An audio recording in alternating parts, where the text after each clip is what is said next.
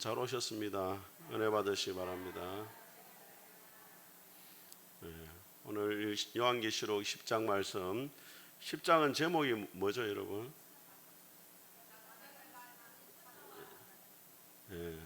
중구난방 작은 책을 가진 천사입니다. 충분히 이해합니다. 시간이 많이 지났으니까. 지난주 설교도 기억을 못 하는데 어떻게 기억하겠습니까? 자, 여러분 9장 우리 마지막에 보면은 이제 7나팔 가운데 6째 나팔까지 불었을 때 어떻게 끝이 났느냐 하면은 회개하지 않더라로 끝이 납니다. 우리 9장 우리 21절을 같이 읽어보겠습니다. 시작. 또 그 살인과 목술과 음행과 도둑질을 회개하지 아니하더라. 사람들이 죽고 싶어도 죽지 못하는 고통을 당하고 지구의 3분의 1이 죽임을 당하는 그러한 끔찍한 재난이 있었는데도 사람들이 회개하지 않더라. 우리가 생각할 때는 하나님의 놀라운 기적이 일어나고 또 무서운 재앙이 일어나면 사람들이 회개하고 돌아올 것 같지만은 실제가 그렇지 않다는 거예요.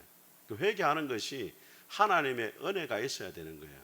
여러분 열왕기상 18장에 보게 되어지면은 엘리야 서기자가 바알과 아세라 850명과 갈멜산에서 하늘에서 불이 내리는 대결을 하잖아요. 누가 이겼습니까? 엘리야가 이겼잖아요. 그죠? 엘리야가 기도했을 때 하늘에서 불이 내려왔어요. 하늘에서 불이 내려왔다는 것은 성경에 나타난 기적 가운데 모세가 홍해 바다를 가른 기적만큼 놀라운 기적입니다.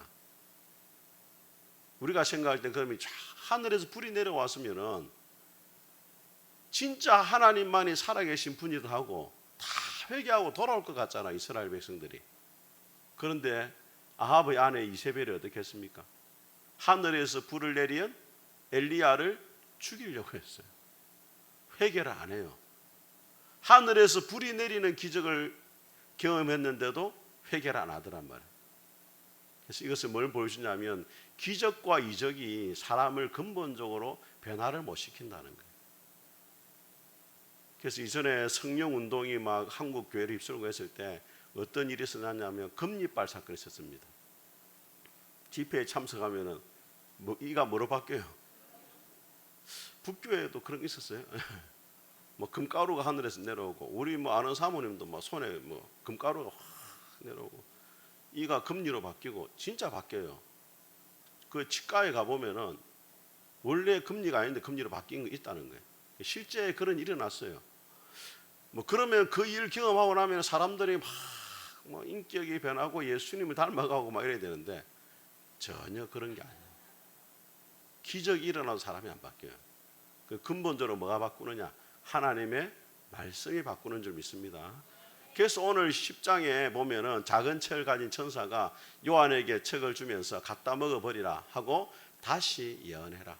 이 세상을 근본적으로 변화시키고 하나님께로 돌아오게 하는 것은 하나님의 말씀이다. 다시 말씀을 전해라. 그걸 이야기를 하고 있는 겁니다. 오늘 1절과 2절을 같이 한번 읽어보겠습니다. 시작. 내가 또 보니 힘센 다른 천사가 구름을 입고 하늘에서 내려오는데 그 머리 위에 무지개가 있고 그 얼굴은 해 같고 그 발은 불기둥 같으며 그 손에 펴놓인 작은 두루마리를 들고 그 오른발은 바다를 밟고 왼발은 땅을 밟고. 요한이 또 환상 가운데 천사를 봤는데 힘센 천사인데 하늘에서 구름을 타고 내려오는 거예요. 여러분 구름을 타고 오는 분이 요한계시록 1장에 예수님이 구름 타고 오시거든요. 머리에는 뭐가 있고 무지개가 있어요. 무지개는 어디 나오냐면 요한계시록 4장에 하나님의 보좌에 보면 무지개가 녹보석이 있거든요. 또 얼굴은 뭐같이 빛나고 해와 같이 빛이 난다. 요한계시록 1장에 예수님 얼굴 해같이 빛나요. 발은 불기둥 같고. 이게 한편으로는 하나님의 모습, 한편으로는 또 예수님의 모습인데 힘센 뭐라고? 천사예요, 천사. 그러니까 여러 가지 막 미사유가 섞여 있는데 한마디로 말하면 하나님의 뜻을 수행하기 위해서 하늘에서 내려온 뭐라고요? 천사다. 영광스럽고 위엄 있는 그러한 천사예요. 근데 이 천사의 손에 뭐가 있습니까? 작은 책이 있는데 펼쳐져 있다 이 말이에요. 두루마리가.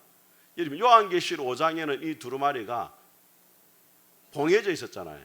6장에 이 두루마리가 떼지기 시작하잖아요.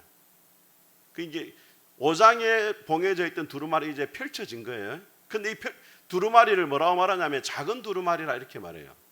왜 작다고 이야기하느냐? 세상이 바라볼 때 하나님의 복음은 너무 작게 보인다 이 말이에요.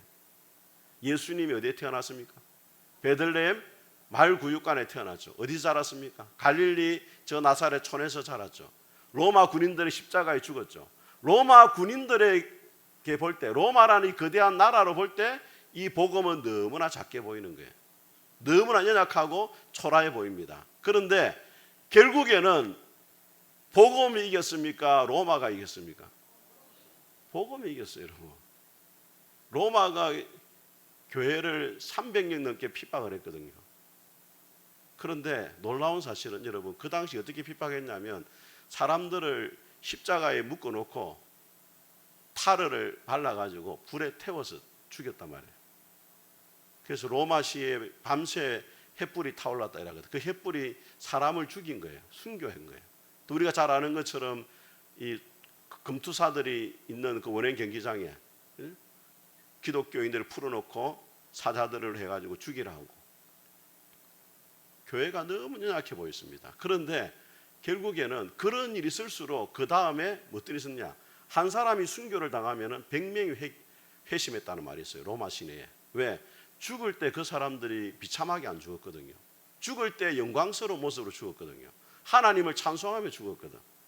그걸 보면 사람들이 깜짝 놀라는 거예요. 아, 저들이 믿는 예수님, 하나님이 죽은 신이 아니구나. 깨닫고 돌아오는 거예요. 결국에 313년에 콘스탄틴 대제가 로마를 기독교로 공인하잖아요. 로마가 기독교 나라가 그 다음부터 되잖아요. 복음화돼 버려요. 복음은 작지만은 능력이 있는 줄 믿습니다.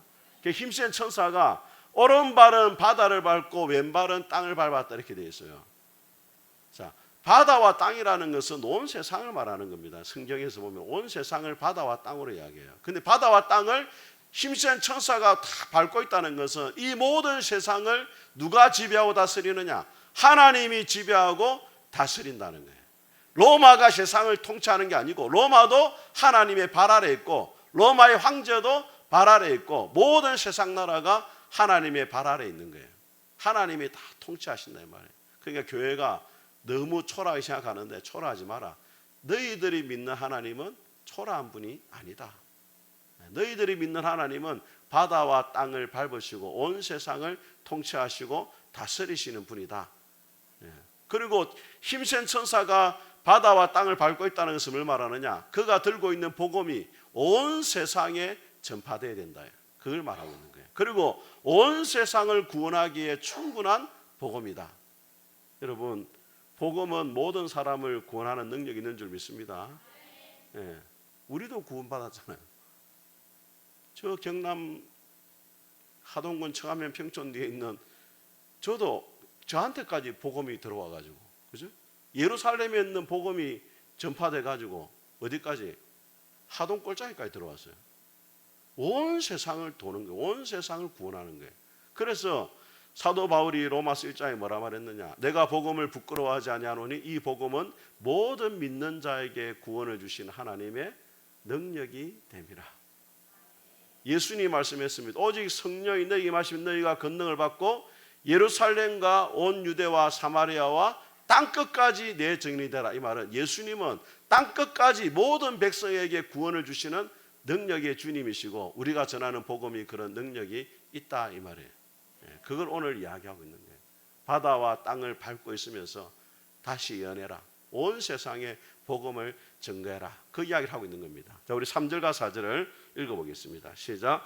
사자가 부르짖는 것 같이 큰 소리로 외치니 그가 외칠 때 일곱 우레가 그 소리를 내어 말하더라. 일곱 우레가 말을 할 때에 내가 기록하려고 하다가 곧 들으니 하늘에서 소리가 나서 말하기를 일곱 우레가 말하는 것을 임봉하고 기록하지 말라 하더라. 천사가 사자가 부르짖는 까지 큰 소리를 했습니다. 무슨 소리인지 모르겠지만 할렐루야 했는지 아멘 했는지 막 하니까 하늘에서 일곱 우레 천둥 소리가 확 치는데 그게 뭐냐면 하나님의 소리예요. 시편에 보면은 하나님이 우리의 소리같이 말한다 되어 있거든요. 천사가 소리를 치니까 하나님이 말씀을 딱 하셨어요. 요한이 적을라 했어요. 딱 적을 했는데 하나님이 뭐라 말하냐면 기록하지 말라. 그 적을 하다가 못 적었어요. 여러분도 그렇죠. 예배 시간에 막 적을 하다가 쓰지 말라는. 그 가운데 좀 차원이 다른데 천사가 하나님의 그 놀라운 말씀을 들은 거예요. 요한이 막 적을 하는데 적지 말라는 거예요. 왜 적지 말아 했겠습니까? 성도들에게 알려져서는 안 되는 말씀이에요. 하나님만 알고 있어야 되는 거예요. 기록하지 말라는 거예요. 여러분 신명기에 보면은 하나님 이렇게 말씀합니다. 감추어진 것은 여호와 하나님께 속하였고 나타난 일은 우리와 우리 자손에게 속하였나니 이는 하나님 율법을 행하고자 함이라. 나타난 일이 뭐냐면 율법이에요. 율법은 우리에게 보여줬는데 감추어 놓은 게 있다는 거예요. 그건 하나님께 속해 있는 거니까 감추어진 것을 알려고 노력하지 말고 하나님이 이미 보여주신 율법의 말씀대로 살려고 노력해라 이 말이에요. 근데 우리 성도들은 뭐를 하려고 하면 감추어진 걸 막 알고 싶어 합니다. 하나님 나는 언제 죽겠습니까? 하나님 내 미래는 어떻게 되겠습니까? 그걸 알고 싶어요. 오늘 이 핍박 가운데 성도들 그렇잖아요. 왜 교회가 고난을 겪어야 됩니까? 이 고난은 언제 끝납니까? 왜 우리 옆집에 거기 안디바는 순교를 당했습니까? 왜 저렇게 믿음이 좋은데 하나님 죽도록 내버려 두십니까? 그 이유를 막 알고 싶은데 하나님이 안 가르치는 거예요. 그게 뭐라고? 일곱 우레. 그래서 성경이 말하는 데까지만 말하고 멈추는 데까지 멈추라는 칼빈이거든요. 성경이 말 안 하는 것을 알려고 노력하지 마라 이 말이에요. 그 일곱 우레를 가지고 또 책을 쓴 사람이 있네. 일곱 우레의 비밀이래 가지고 이 성경에 하나님이 쓰지 말았는데 자기가 그걸 또 막 알려고 막 목사님이 송기태 목사님이 하고 있어요. 돌아가셨어요. 요한계시록 전공하신 분이에요. 미국 유학 가가지고 요한계시록 책을 혼자 막 다 사가지고 읽으면서 일곱 우레의 비밀이라는 책까지 냈어요. 내가 또 그걸 샀네. 오늘 그 사놓고 안 봤어요. 근데 별로 뭐 그래도 오늘 또 봤네. 오늘 내가 설교 준비하다 생각이 났어요. 그래서 내가 그분 책을 사보니까 서문에 이렇게 놨더라고. 자기가 미국 유학 가서 요한계시록에 관한 책을 다 공부를 했는데도 풀리지 않는 말씀이 있었는데 하나님이 어느 날 풀리게 하셔가지고 뭐 박사학위 뭐고 다 때려치우고 보따리 싸고 들어왔다. 뭐 이렇게 서문에 적어놨더라고. 근데 내용을 봤어요. 일곱 우레의 내용이 아무것도 없어. 그러니까 일곱 우레의 비밀인데 일곱 우레에 대한 내용이 아무것도 없어요. 그냥 막 다른 이야기만 해놔도 흰말은 무슨 뭐고 뭐 14만 4천은 뭐고 666 뭐 이것만 적어놨지 일곱 우레에 대한 비밀인데 일곱 우레에 대한 말이 없어요. 아 잘하셨다. 왜 하나님이 쓰지 말했으니까 안 쓰는 게 맞죠. 예. 그래서 우리가 기억해야 될 것이 뭐냐? 하나님이 감추어 준 것을 알려고 하지 마라. 예. 너무 우리가 뭐 기도원에 가가지고 내 미래가 어떻게 됩니까? 우리 아들이 뭐 취업이 됩니까? 안 됩니까? 우리 집을 팔아야 됩니까? 말아야 됩니까? 네가 알아서 해라. 그거 자꾸 하나님은 바쁜데 왜 자꾸 그런 거야? 뭐 네가 알아서 하고 하나님이 보여주신 것 있잖아요. 그죠? 근데 참 우리가 보면 이해 안 되는 일이 많잖아요. 우리 주변에 뭐 선교사님들이 갑자기 사고를 당하고 어려움을 겪고 또 우리의 삶도 마찬가지. 그런데 그런 거를 알 수가 없잖아요. 하나님이 보여주신 게 뭡니까? 항상 기뻐하라, 쉬지 말고 기도하라, 범사에 감사하라. 하나님이 보여주셨으니까 이거는 이 분명한 하나님의 뜻에 순종하는 것이 우리가 해야 될 일이다. 그것을 이야기를 하고 있는 거예요. 우리 5절과 6절을 같이 읽어보겠습니다. 시작. 내가 본 바 바다와 땅을 밟고 서 있는 천사가 하늘을 향하여 오른손을 들고 세sek토록 살아계신 이고 하늘과 그 가운데 있는 물건이며 땅과 그 가운데 있는 물건이며 바다와 그 가운데 있는 물건을 창조하신 이가 가리켜 맹세하여 이르되 지체하지 아니하리니. 자, 천사가 막 이제 맹세합니다. 하늘과 그 가운데 있는 물건이며 땅과 그 가운데 있는 물건이며 바다와 그 가운데 있는 물건을 창조하신 이를 가리켜 맹세하되. 하늘과 땅과 바다와 그 가운데 모든 것을 누가 만들었어요? 하나님이 만들었단 말이에요. 그 일을 왜 말하고 있느냐? 하나님이 만들었으니까. 역사를 시작하신 분도 하나님입니까? 역사의 종말도 누구 손에 있다? 하나님의 손에 있다 이거예요. 그러니까 뭐라고 말하느냐? 지체하지 않을 것이다. 하나님이 결코 지체하지 않는다. 이 역사의 종말, 주님의 재림이 곧 온다 이 말이에요. 근데 지체하지 않는다 말은 하나님이 시간을 늦추지 않는다. 하나님이 정한 때가 되면은 반드시 주님이 뭐 하신다? 재림을 하신다 이 말이에요. 그 비밀이 7절에 나옵니다. 같이 읽습니다. 시작. 일곱 천사가 소리내는 날 그의 나팔을 불려고 할 때 그의 종 선지자들에게 전하신 복음과 같이 하나님의 그 비밀이 이루어지리라 하더라. 자, 이 중요한 말씀입니다, 여러분. 일곱째 천사가 나팔을 붑니다. 그럼 일곱째 천사가 나팔을 부는데 여러분, 나팔은 몇 나팔까지 있어요? 7나팔입니다. 그러니까 일곱째 천사는 마지막 나팔이죠. 주님이 재림하실 때 무슨 소리와 함께 재림하신다? 나팔 소리인데 마지막 나팔 소리와 재림한단 말이에요. 그래서 일곱째 천사가 나팔을 불 때 뭐가 일어나느냐? 하나님이 그의 종 선지자들에게 전하신 복음과 같이 하나님의 그 비밀이 뭐한다? 하나님의 놀라운 비밀이 그때 이루어지는데 그게 언제냐면 11장을 보세요. 나와요. 이제 11장 15절 같이 읽어보겠습니다.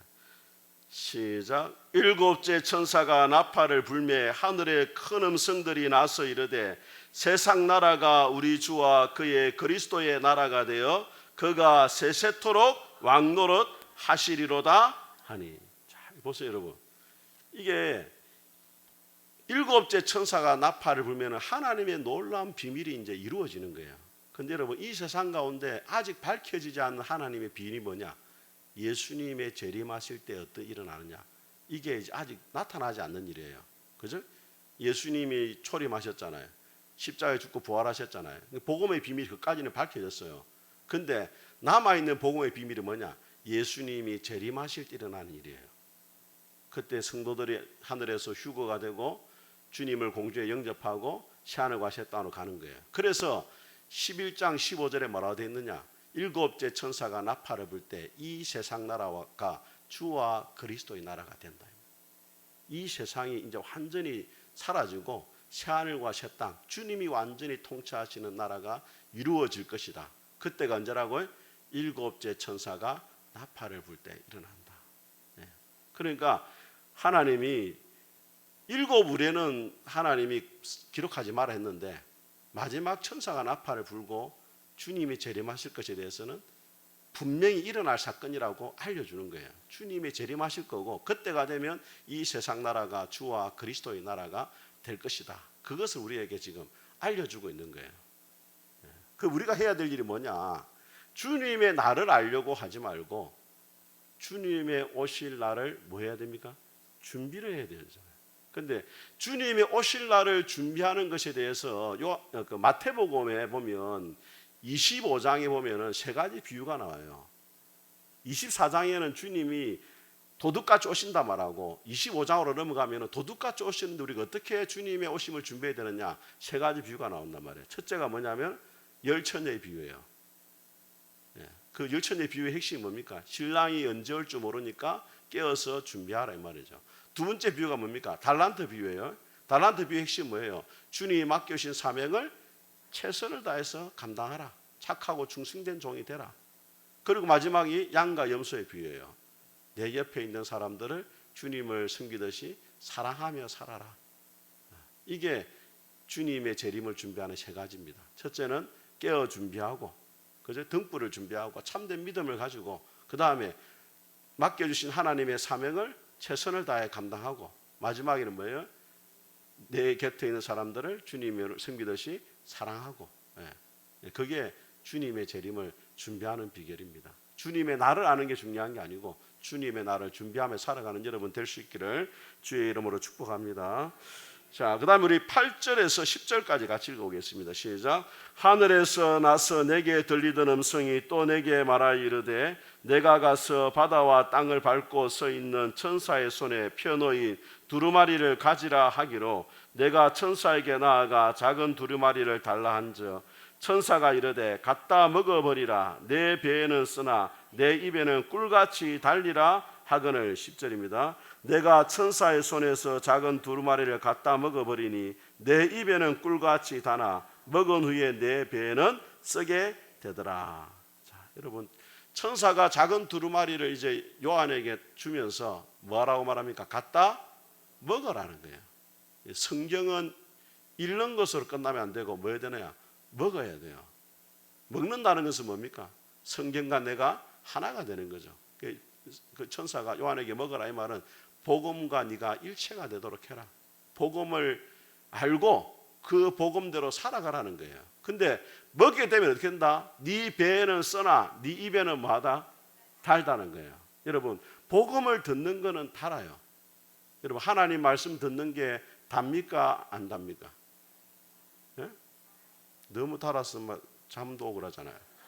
당이 확 올라가니까 당 스파이크 생겨 막 잠도 오고 막. 야. 그 정도로 지금 몇 분 보니까 지금 당 스파이크 온 분 몇 분 계시네. 너무 말씀이 다니까 당 스파이크 올라와요. 막 잠이 오고 막 이래. 예. 하나님의 복음은 다 왜 제3의 복음이죠. 하나님의 자녀가 된다는 거, 천국이 있다는 거, 하나님 위로가 있잖아요. 그러니까 말씀을 들을 때는 좋은데, 자, 그 말씀대로 세상 가서 살아보려고 해보세요. 원수를 사랑해라. 그죠? 오른편은 빠울매 왼편도 돌려대라. 예? 그죠? 화목하라. 뭐, 그죠? 또 정직하게 살아라. 손해 보려고 하니까 또 힘들죠. 주의를 지키라 하는 것도 얼마나 힘들어요, 사실은. 예? 그러니까 배에서 쓰단 말은 말씀대로 살려고 하면은 고난이 찾아온다 이 말이에요. 그 당시에 초대교회가 복음을 받아들일 때는 얼마나 좋았어요. 그런데 로마가 지배한 이 세상 속에 살아가다 보니까 우상 숭배도 거절해야 되죠. 세상 속에서 하나님의 살다니까 고난이 찾아오죠. 상인조합에 쫓겨나죠. 경제생활 제대로 못하죠. 배에서 쓰게 된다. 그래서 단순하게 말씀을 먹는 자로 살아가면 세상 살아가기 쉬워요. 이걸 뭐라고 말하냐면은 무늬만 그리스도인이란 말이에요. 무늬만 그리스도인. 거의 그리스도인. 거의. 예, 그런 책이 있습니다. 영문으로 된 책. 거의 그리스도인. 예. 그런 사람 너무 많아요. 우리나라에. 실제로 교회 안에서는 크리스찬이지만 밖에 나가서는 그렇지 못한 사람이 얼마나 많습니까? 우리가 그렇잖아요, 여러분. 사실은 교회 안에서는 목사고 장로고 권사고 집사고 하지만은 집에 가면은 예? 그렇습니까? 왜 목사 아들이 다 빗나갑니까? 교회에서 보는 아버지하고 집에서 보는 아버지하고 다르거든. 그러니까 애들이 빗나가는 거예요. 아버지는 말은 저렇게 하지만 집에 오면은 막 승질내고 말이죠. 제 이야기 아닙니다, 여러분. 그걸 너무 그렇게 말하는. 너무 뭐 그런 데도 있죠. 저도 물론 그런 데가 있죠. 네.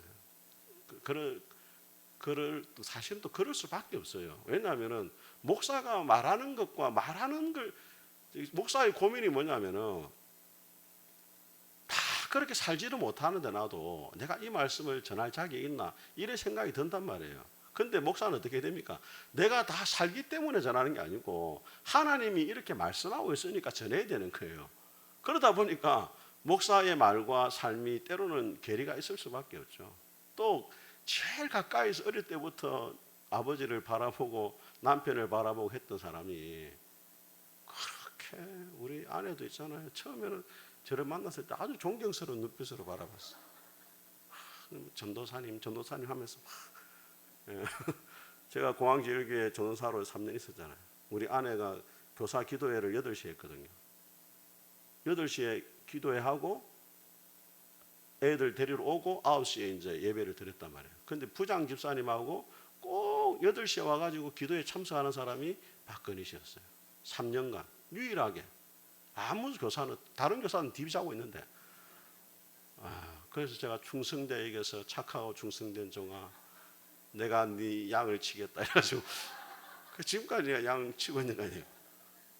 근데 이제 그렇게 그때 뭐 전사님 훌륭한 전사님인 줄 알았는데 만나 보니까 또 이상하고 성질도 이상하고 실망이 되죠. 예. 그렇지만 그때보다는 제가 많이 성화가 됐거든. 또 노화가 되기도 하고 이제 성질력 힘도 없고 막 부려봐야 내만 손해를 알고 이러니까 이제 막 죽고 이래가지고 지금 많이 좋아졌어요. 예. 근데 그런 고민이 있지만은 하나님의 말씀은 그대로 전해야 되거든요. 예. 그게 참 힘든 일이에요. 그렇지만 여러분도 마찬가지입니다. 하나님의 말씀을 듣고 또 그 말씀대로 살아가려는 힘이 들잖아요. 그런데 오늘 성경 우리가 하시는 말씀이 뭐냐면 먹어야 된다. 입에만 넣지 말고 말씀을 당근만 빨아 먹지 말고 배에까지 집어넣어 가지고 쓴맛도 경험해라. 그래야 너희가 진정한 그리스도인이다. 이걸 말하고 있는 거예요. 우리 11절도 같이 읽어보겠습니다. 시작. 그가 내게 말하기를 네가 많은 백성과 나라와 방언과 임금에게 다시 예언하여야 하리라 하더라. 자, 지금 사도 요한이 지금 어디에 있습니까, 여러분?